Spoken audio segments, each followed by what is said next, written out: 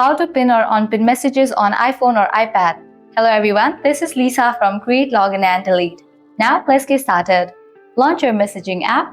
Here we go. With that, you will find all of your conversation. Now head towards the conversation that you want to pin.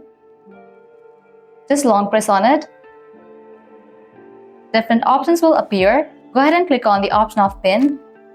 With that, I have just pinned this text. By applying the same process, you can easily pin other text as well. Just long press on it.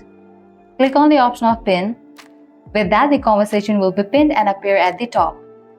Likewise, if you want to unpin the conversation, go ahead and click on the option of edit. Now click on edit pins.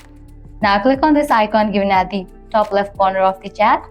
With that, the conversation will be unpinned. So this way you can easily pin and unpin messages on iPhone or iPad.